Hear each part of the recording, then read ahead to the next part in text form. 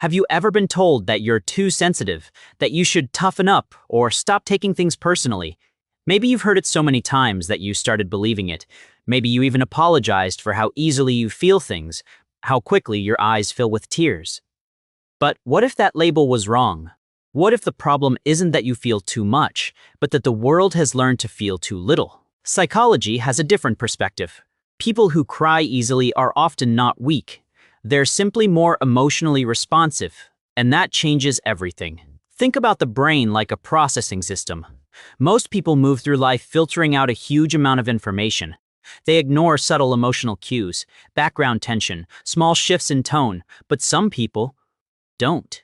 Their minds pick up more detail, emotionally and mentally.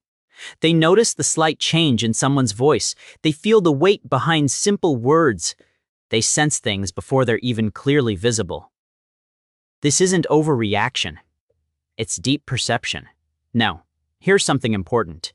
If you often cry easily, it doesn't necessarily mean you're fragile. It can mean your brain processes emotions more intensely. When someone else feels sadness at a level 3, you might feel it at a level 7 or 8. And because of that intensity, your body responds faster. Tears become a natural release, not a failure. In fact, crying is one of the body's most effective ways to regulate emotional overload. It's not weakness, it's release. There's also something else happening beneath the surface. Highly sensitive people tend to have stronger empathy responses. They don't just understand emotions, they absorb them. When someone around them is hurting, they don't stay distant from it. They feel it inside. It can make the world feel heavier, but it also creates something rare. The ability to connect deeply, to understand without words, to care in a way that feels real, not superficial. Another thing you might notice about yourself: you think deeply. You replay conversations, you analyze meanings, you take time before responding, and sometimes you might call this overthinking. But from a psychological point of view, it's actually deep processing. Your brain isn't slow, it's thorough. It's trying to understand not just what is happening, but why it's happening, and what it means. So if all of this feels intense, why does this trait even exist? Because it has value. From an evolutionary perspective, not everyone in a group could be impulsive or risk-driven. Some people needed to be observers. The ones who sensed danger early, the ones who noticed subtle changes, the ones who thought before acting. These individuals helped others avoid mistakes. In a way, sensitivity acted like an early warning system.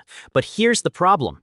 Modern life is loud, fast, overstimulating, and it's designed for people who can easily filter things out. So if you're someone who feels deeply, it's normal to feel, not because you're broken, but because your environment doesn't match how your mind works. Think of it like this. Some people are like dandelions. They can grow almost anywhere, in any condition. Others are more like orchids. They need the right environment, the right level of calm, the right kind of space. But when they get it, they don't just survive, they thrive beautifully. So instead of trying to become someone who feels less, what if you focused on protecting how you feel? Setting boundaries, giving yourself space to recharge, choosing environments that don't drain you. Because your sensitivity isn't something to fix, it's something to manage and respect. And the next time someone tells you that you're too sensitive, pause for a moment. Because what they see as too much might actually be a level of awareness they don't understand. You're not weak. You simply experience life with more depth, more intensity, and more humanity than most. And that's not a flaw. That's a different way of being alive.